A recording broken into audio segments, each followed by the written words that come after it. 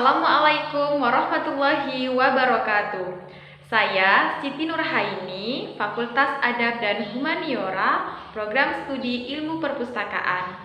Saya akan mengulas sedikit tentang new normal atau kondisi kenormalan baru di Indonesia yang telah terjadi dalam beberapa waktu ini. Hal ini dapat dilihat dari beberapa tindakan pemerintah Indonesia yang mulai sedikit melonggarkan aturan pembatasan sosial berskala besar di beberapa daerah. Dengan adanya situasi ini, masyarakat akan lebih terasa dengan keberadaan teknologi. Hal ini disampaikan oleh Ajang Research Center for Digital Society (UGM). Situasi seperti ini sekarang memaksa orang-orang untuk menggunakan teknologi dan beberapa mungkin mengalami gagap teknologi.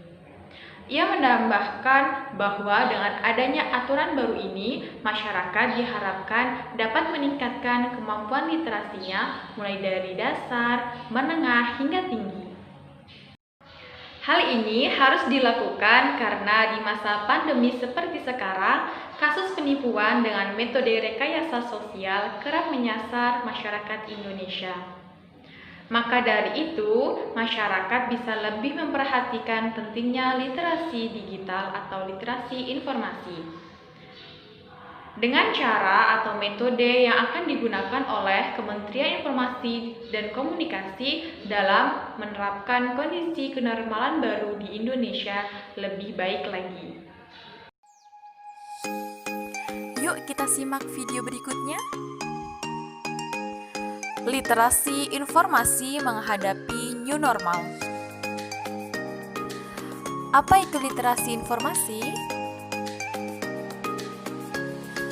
Menurut American Library Association atau ALA, mendefinisikan literasi informasi sebagai serangkaian kemampuan yang dibutuhkan seseorang untuk menyadari kapan informasi dibutuhkan dan kemampuan untuk menempatkan, mengevaluasi, dan menggunakan informasi yang dibutuhkan secara efektif. Selanjutnya, apa itu new normal? New normal adalah perubahan perilaku untuk tetap menjalankan aktivitas normal, namun dengan ditambah penerapan protokol kesehatan guna mencegah terjadinya penularan COVID-19. Cara menghadapi new normal dengan literasi informasi. Yang pertama, literasi digital. Literasi digital adalah pengetahuan dan kecakapan untuk menggunakan media digital, alat-alat komunikasi, dan jaringan dalam menentukan, mengevaluasi, menggunakan, membuat informasi, dan memanfaatkannya secara sehat, bijak, cerdas, cermat, tepat, dan patuh hukum dalam rangka membina komunikasi dan interaksi dalam kehidupan sehari-hari. Bertambahnya literasi pada masyarakat akan membuat proses social engineering dapat dikenali dan akan mengurangi jumlah korban penipuan dengan metode rekayasa tersebut. Yang kedua, pemanfaatan platform media di internet, yaitu memudahkan mendapatkan informasi dan mempercepat proses komunikasi secara bijak. Platform media ini berguna untuk mengklarifikasi sejumlah informasi atau isu hoaks sehingga masyarakat bisa mendapatkan kebenaran isu yang lebih cepat dan transparan. Selanjutnya yang ketiga, ekonomi digital.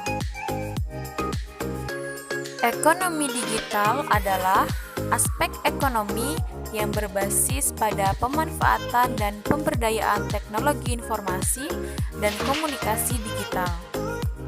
Karena kondisi new normal, ekonomi Indonesia juga tetap harus dijaga dengan mengontrol aspek program dan infrastruktur yang disediakan oleh pemerintahan dalam mendeteksi keamanan dari zona yang dikunjunginya.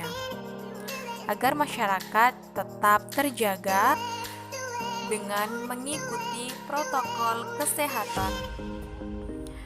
Yang keempat atau yang terakhir yaitu pengawasan penindakan. Dengan adanya pengawasan dari pemerintah atau dari Kementerian Komunikasi dan Informasi, yaitu pengawasan secara cyber demi keamanan dan kenyamanan pengguna internet, dan melakukan patroli untuk konten-konten yang sudah dilaporkan. Jika memang terbukti melakukan pelanggaran, maka tindakan yang dilakukan oleh Kemenkominfo adalah penutupan atau pemblokiran situs website.